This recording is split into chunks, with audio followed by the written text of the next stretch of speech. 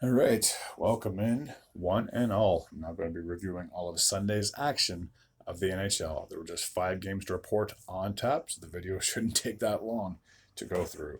The first game takes place with the teams you see on your screen between the Vancouver Canucks and the Chicago Blackhawks. Nick Foligno would kick things off for the Hawks, but roughly halfway through that frame, getting his 5th of the season from Joey Anderson. Elias Pettersson would then tie things up with 1 minute 45 seconds to go in that period, his 12th of the season from JT Miller and Hronek, and it would all be tied up at 1 after 1.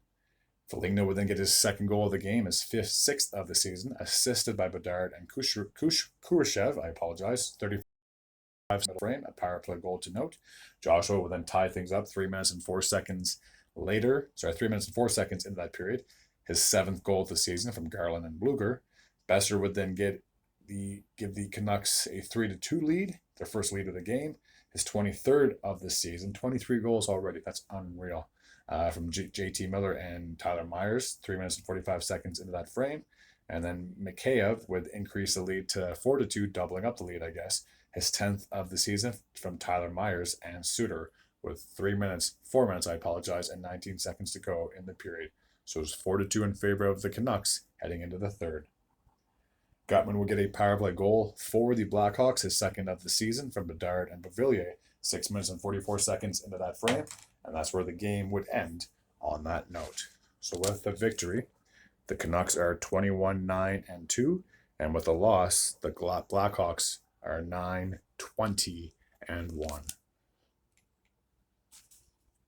All right.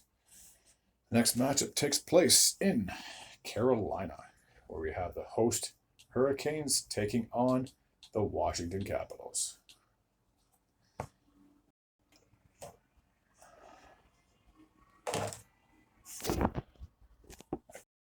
The terrible lighting I find on different games. You get some good light, some bad light. So this is an NHL 24 at its finest. There are no goals to report in the first. The second period would open things up with Sebastian Aho getting his 12th of the season from Jarvis, 7 minutes and 41 seconds into that frame.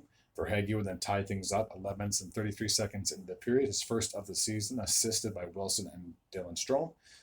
No goals to report in the third, no goals to report in overtime. Again, yet another game settled in a shootout where Kuznetsov would get the game-winning goal in favor of the Capitals. So 2-1 would be the final score for Washington.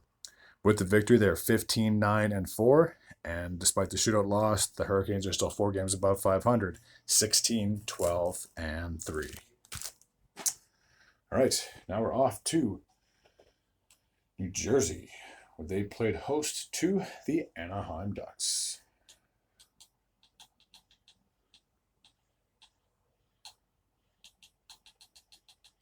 So you should see the team's logos on your screen in 3, 2, 1.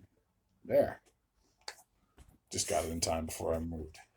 All right, take a look at the goal scoring summary from this game.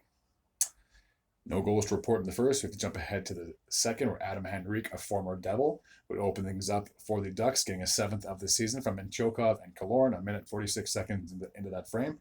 Henrique would then add his 2nd goal of the game, his 8th of the season from Mintyukov and Terry, 11 minutes and 17 seconds into that frame. Michael McLeod would get the Devils on the board, 44 seconds to go in the period, getting a 6th of the season from Lazar and Batsien. So it's 2-1 in favor of the Ducks heading into the third. Alex Killorn would get his 4th goal this season, increasing the lead to 3-1, assisted by Lacombe and Fowler, 4 minutes and 14 seconds into that frame. Terry would increase the lead to 4-1, getting a 7th of the season from Killorn and Fowler, 9 minutes and 57 seconds into that period. And no surprise here, Adam Henrique would get a shorthanded goal, his 3rd of the game, a hat trick, 9th of the season, with 5 minutes and 48 seconds to go in that game. So I'm sure he had this game circled on his calendar, playing against, like I said, the team that once drafted him. So 5-1 was the final score in favor of the Ducks. They are now 11-19-0, and with a loss, the Devils are 16-12-1. All right, so just 2 more games to report from Sunday. All right, Colorado is where we're off to. They were playing host to the San Jose Sharks. So we should have the teams on your screen right about meow. All right. Let's take a look at the goal scoring summary from this particular game. In the first, Nichushkin would kick things off with a power play goal, 7 minutes and 18 seconds into that period, his 13th of the season from Duran and McKinnon. Rantanen would get a power play goal of his own, getting his 15th of the season from McKinnon and Taves, 7 minutes and 45 seconds remaining in that period. And then Miles Wood, with 1 minute 40 seconds to go, would get his 6th of the season from Colton and Duran. So it's 3-0 in favor of the Avalanche heading into the second period. McKinnon would increase the lead to 4-0, getting his 13th goal of the year, 3 minutes and 44 seconds into that frame. Thomas Hertl would get a power play goal for the Sharks, getting their first goal of the game, his 10th of the season from Granlund and Brabanov. Power play goal to note. In the third, Ryan Johansson would increase the lead to 5-1, assisted by Cogliano and Caleb Jones 9 minutes into that period. Thomas Hertl would then get his second goal of the game, his second power play goal of the game, I should mention. His 11th of the season from Eklund and Granlund, 10 minutes and 45 seconds into that period. And then McKinnon would then, the game was pretty much over at that point, but McKinnon would then make the lead to 6-2, getting his second goal of the game, his 14th of the season, with 4 minutes and 49 seconds to go in the game. So with the victory, the Avalanche have now improved to 19-10-2, and with the loss, the San Jose Sharks are 9-19-3.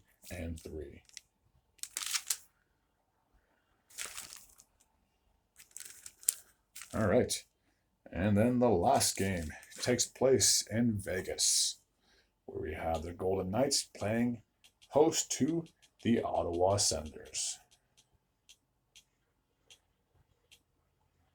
So we should see the teams loaded on the screen right now.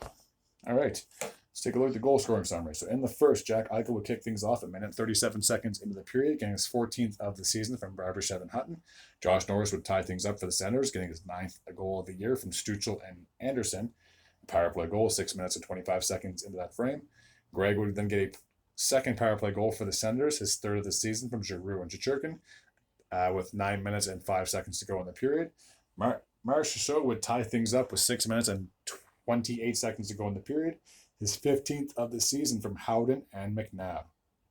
So it's all tied up at 2 heading into the second period. Nick Roy would get a power play goal 9 minutes and 53 seconds into that frame, his 5th of the season from Hutton. Chandler Stevenson would then get a short-handed goal less than 2 minutes after that, getting a 6th of the season from Stone. Barbashev would then get a late goal with 12 seconds to go in the period, his 8th of the season from Haig and Mark Stone. So it was 5-2 in favor of the Golden Knights heading into the third.